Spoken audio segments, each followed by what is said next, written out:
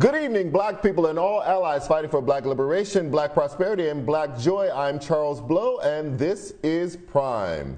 Today, some of the same Democratic Texas lawmakers who staged a walkout to block a bill that would have placed new restrictions on voters in their state took their fight to D.C. They met with Senate Democrats during a closed-door caucus, and tomorrow they're expected to meet with Vice President Kamala Harris. All this comes as Senate Majority Leader Chuck Schumer presses ahead with plans to hold a vote on a sweeping voter rights bill next week. This morning on the Senate floor, Schumer said the tide of Republican voter suppression laws is a direct assault on our democracy and could disenfranchise tens of millions of Americans. Right now, Delaware and Vermont are the only two states where lawmakers have not introduced a voter suppression law. That means that lawmakers in 48 other states, most likely the one you're sitting in right now, have introduced nearly 400 restrictive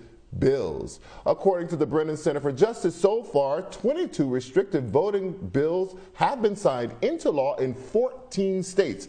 Hardly anywhere is safe from this tide, not even Georgia, which gave Democrats the blue wave they were hoping for.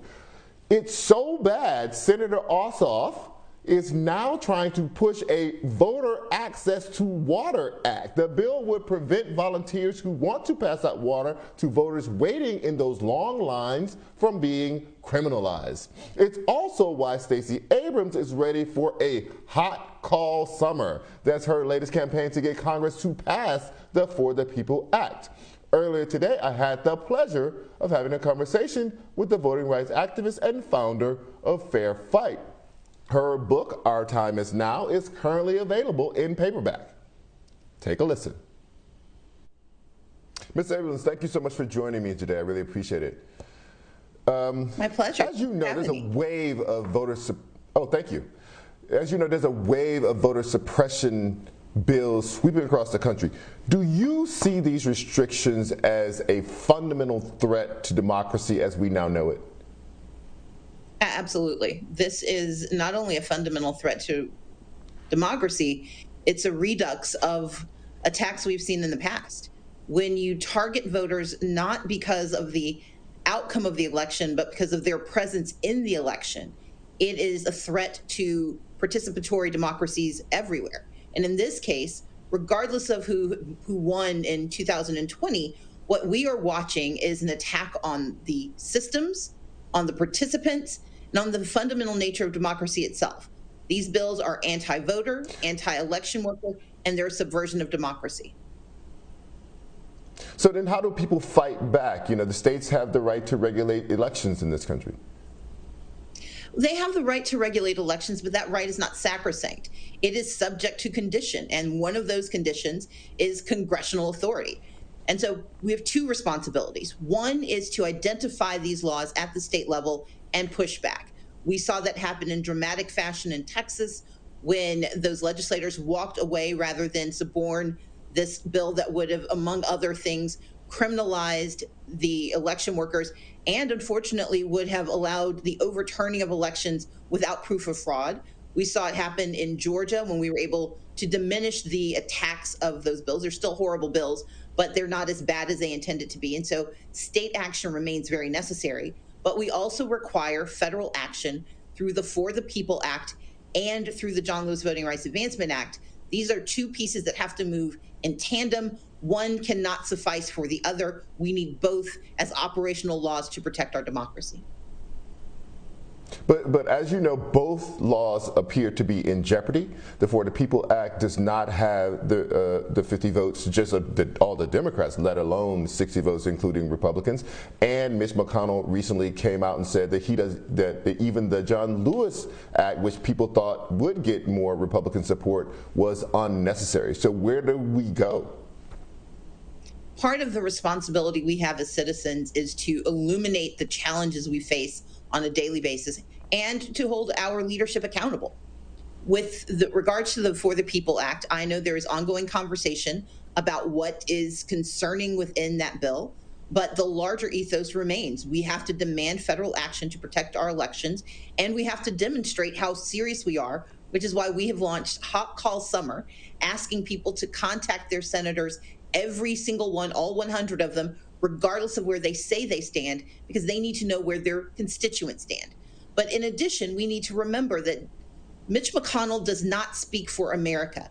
He is proof of why the urgency is here, because the argument has been, well, we don't need to take action because there is no threat. Now we are seeing the threat. His argument now is, well, this shouldn't solve the threat because the threat isn't real. But when you have laws that would fine election workers up to $25,000 for technical infractions, usually created by poorly written laws, when you make it illegal in the state of Georgia to provide water and food to someone standing in line for 8 hours, in the state of Texas, when you are willing to overturn an election without proof of fraud, then our democracy is under attack. And so we have to stop focusing on single actors and focus on systems. And that is that the U.S. Senate answers to Americans, and we need to lift up our voices. But we also need to recognize that legislation takes time, and this is going to be a war of attrition. We're going to have to keep fighting, keep pushing, because the insurrectionists did not leave. They simply scattered to their states, and they're repeating their behavior in the state legislatures to try to undo not just elections, but the fundamentals of our democracy. As you have put it, the fundamentals of democracy are under threat by these laws. Taking that, do you believe that the Biden administration is doing everything that it can to fight this? I believe that the Biden administration is absolutely committed to responding to the state laws and addressing the future needs of having laws on the books at the federal level. So we have to look at what Attorney General Merrick Garland announced last week, which is a robust investment and improvement of the Voting Rights Division, which was unfortunately decimated under the prior administration.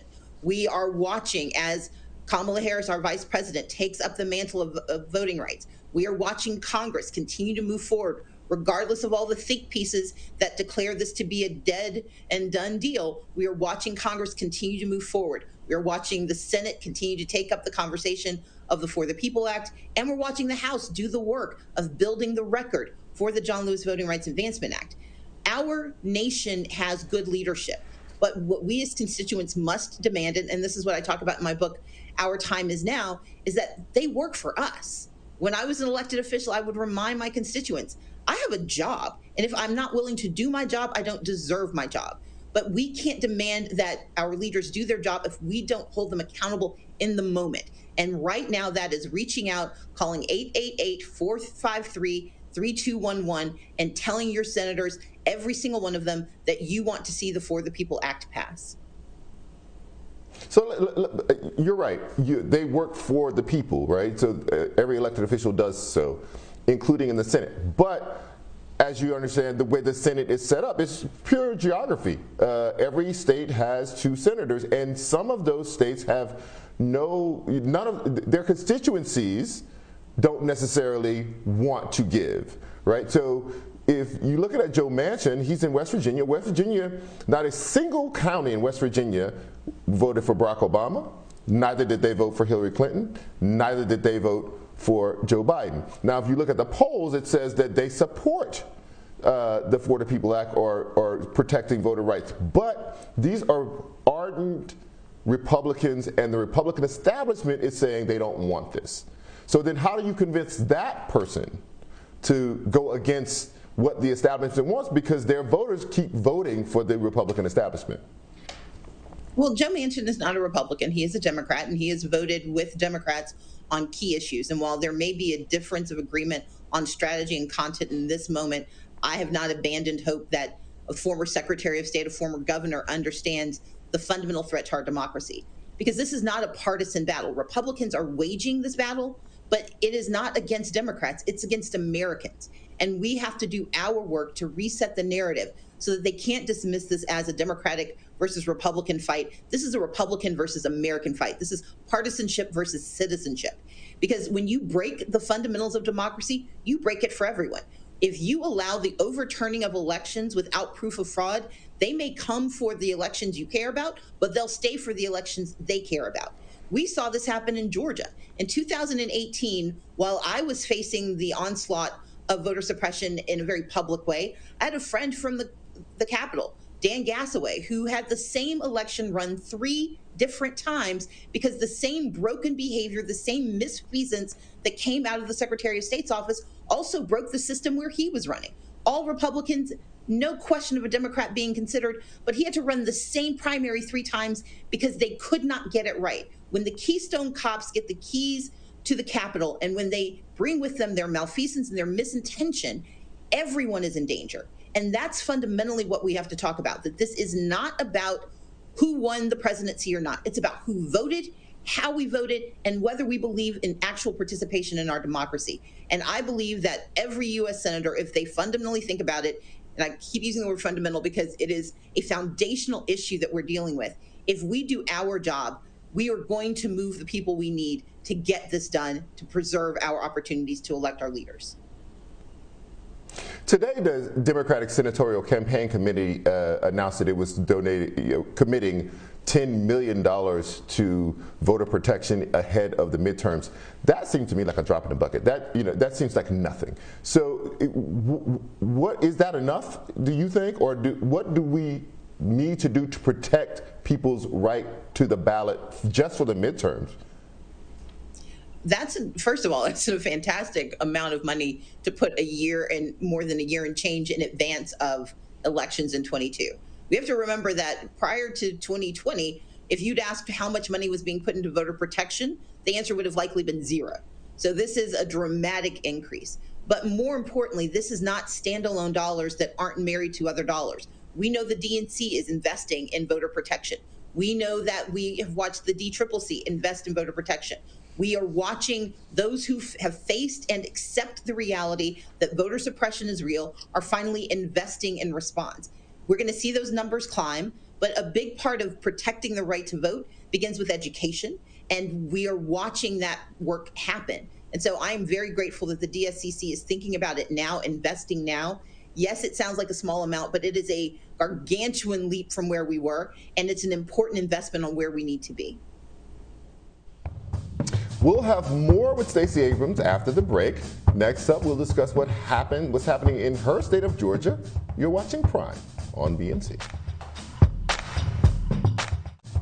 My conversation with voting rights activist Stacey Abrams continues. Abrams served in the Georgia House of Representatives for 10 years. Abrams became the first black female nominee for governor of a major party. And while she lost in an election already marked by accusations of voter suppression, that didn't stop her from continuing her fight for Georgians' right to vote. In part 2 of our conversation, we discuss what about Georgia is still on her mind. Let's shift a little bit to Georgia. You've done a lot of organizing work here in Georgia, from Georgia. Historic election here in Georgia in the last election cycle, but as soon as it was over, Republicans were in the State House pushing forward a restriction agenda, a voter restriction agenda, and they passed, and it has been signed into law. What effect do you think that will have going into the midterms and then into the next presidential election? Our first responsibility is to understand what's happening and to do what we can to mitigate the harm. And that begins by raising awareness about these bills, making sure that every Georgian understands today what these bills will mean, that we are doing the work we need to do on the national level to try to mitigate the harm with the For the People Act. But ultimately, it is to do what I've been doing for most of my adult life with so many civil rights and voting rights advocates have always done, which is understand the rules and try to make certain that we can, if not overwhelm them with what's right, we can overwhelm them with our presence. The best way to defeat these bills is to overwhelm the polls with our presence.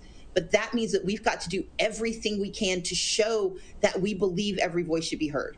This was not about whether or not the former president got reelected. This was about the fact that we saw record turnout from Asian Americans, Latinos, Black Americans, from young people, from Native Americans. Those new voters, those returning voters, those discounted voters changed the future of Georgia, and that is why we saw such speed. But our presence does not have to diminish because they came back with such terrible laws. It is going to make it harder. It's going to make it unfortunately difficult, and that should not be countenanced. But that also should be an invigorating reason for us to do even more to turn out those voters and make sure this time they bring even more friends. But it is a poll tax in a way, right? So when you say overwhelm the ballot in spite of the fact that they pass these laws, that means that you have to deal with the added hurdle that the laws impose. Very often that is time, if it's not some other sort of restriction, and that means time is a valuable commodity, just like anything else. So if I spend 8 hours at a polling in a line in a polling place, and I also now have to bring my own water because that's illegal for somebody to give to me. That's a tax. So is the only thing we can do as voters is to just pay the tax? I talk about this in Our Time Is Now. There is a through line in American history that has always been connected by voter suppression from the very beginning of this country. And you know this very well. You talk about it very eloquently. From our inception, voter suppression has been baked into the theory of democracy in our country. But we have also seen resilience and overwhelming the system by beating back the system where we can and by changing the narrative where it was possible. I refuse to allow them to win by saying that because they have come back with mean, vile, Jim Crow redux legislation, that they are going to diminish the authority of my power as a citizen to participate. But I have to acknowledge the challenges and the hardships that this will impose. And yes, it operates as a poll tax when you tell someone they have to sacrifice a day's wages to cast a ballot.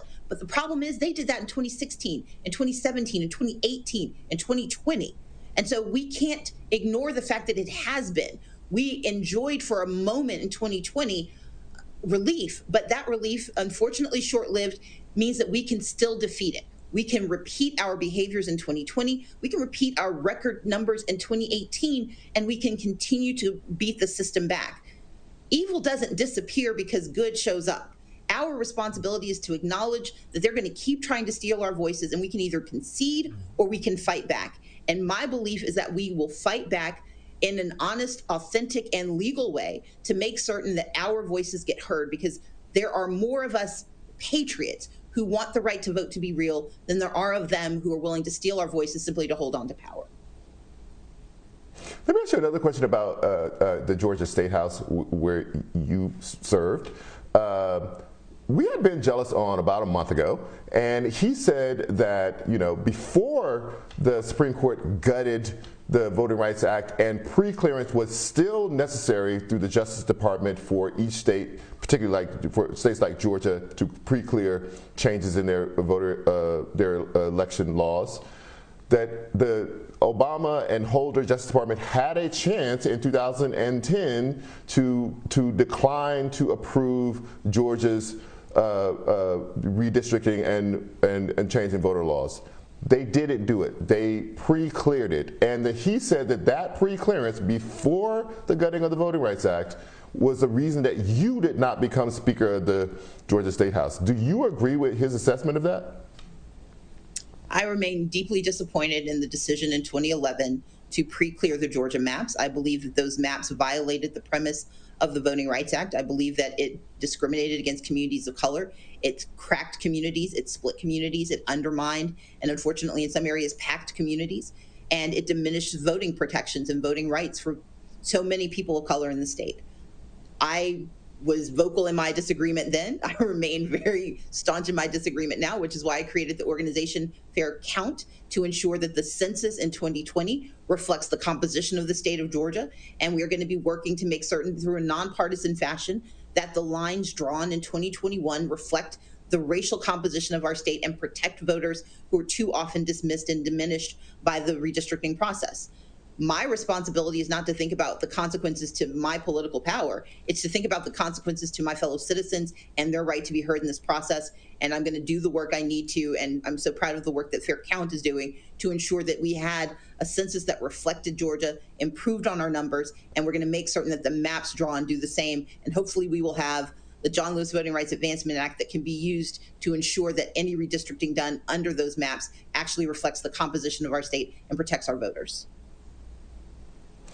Let me ask you about some local Atlanta news that is making headlines now. What do you think about the Buckhead communities, at least some people within the Buckhead communities, drive to have Buckhead break away from the city of Atlanta and form its own city? I have been a very vocal skeptic about cityhood bills that are designed to fracture existing communities. The way the Georgia political structure exists, the way financing exists, this is not simply about a small group of people who want to do something else. This is about siphoning away resources that have been provided by the larger Atlanta community. And for one community to simply benefit and to take its toys and leave, I think is deeply problematic. I recognize that there are absolutely legitimate concerns about the growing rates of violence in the city of Atlanta, but our solution cannot be that we faction off and that people secede from the city. It has to be that we elect good leadership and that we do the work necessary to address the fundamentals that have led to such a rise in crime. And what is your take on the current field of candidates running for mayor of Atlanta? Are you endorsing anyone or not? I will not be endorsing anyone in that election. Okay. Even more with Stacey Abrams. The Nobel Peace Prize nominee is also an entrepreneur. And some avid readers may know her as Selena Montgomery. That's the pen name she uses for the suspense novels she's been writing for nearly 20 years. In this final part of our conversation, we talked about her other passion and her outlook on America. One of the most, I don't know, surprising, maybe it's surprising to no one but me, but surprising things about you is that you also write fiction, novels, like crime novels. Am I right as crime novels? Like, where does that come from? I love writing. I've written for most of my life. I learned to read really young. And as you know, when you learn to love the English language, there are those of us who believe that it's necessary to tell the stories that come to mind.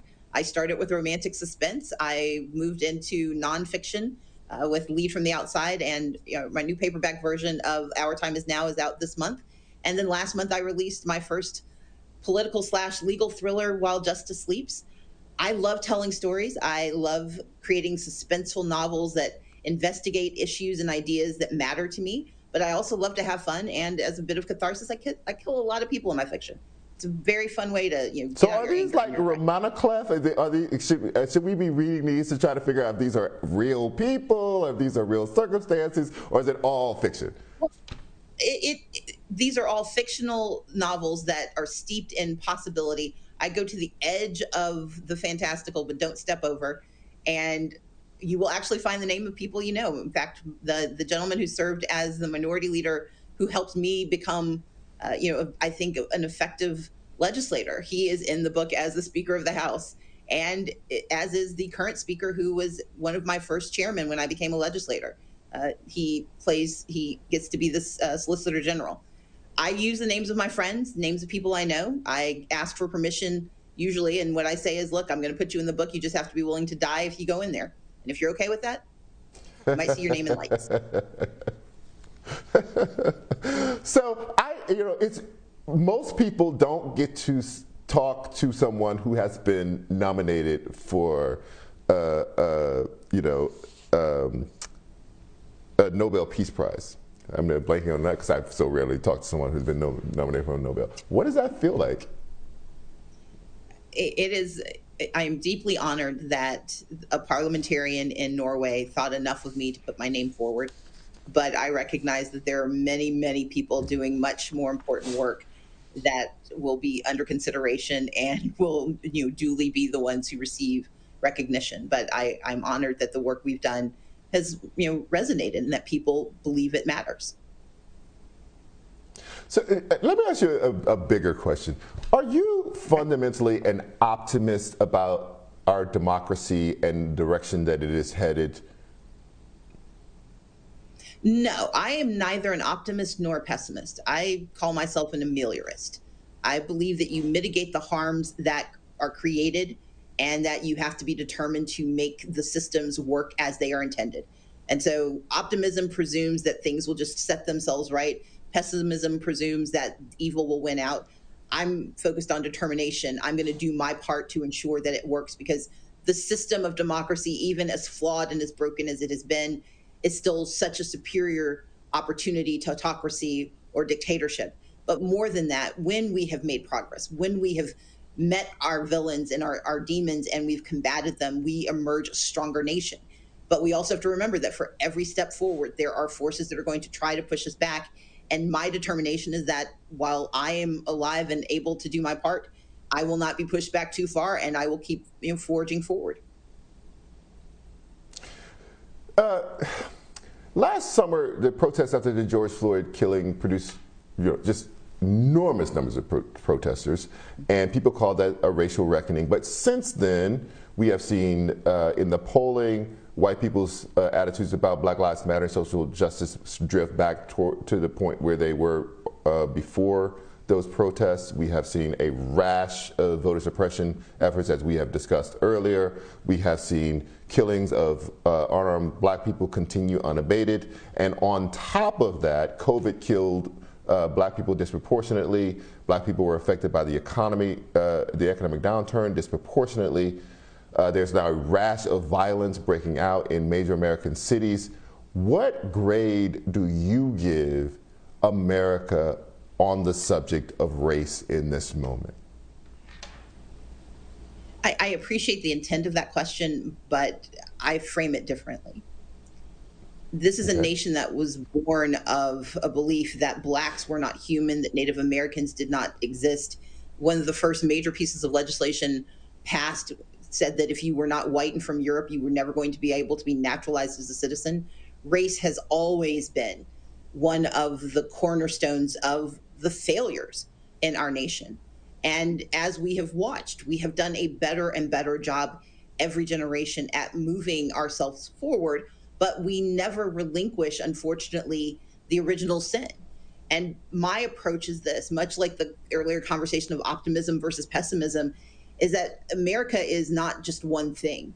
And I refuse to allow someone's evil and someone's ill intent and someone's neglect to determine the quality of my existence here and the work that I do. And I think the same thing is true for those who are marching in those streets, those who are fighting from across the country to make things better.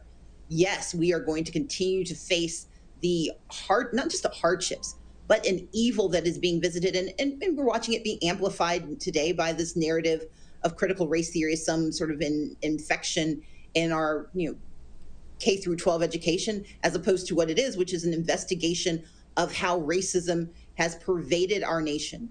But our responsibility is, instead of catering to that, again, that just the vile and sometimes miscreant behavior, our responsibility is to push forward. That's why I work on voting rights. Voting itself is not a magic. It doesn't solve anything.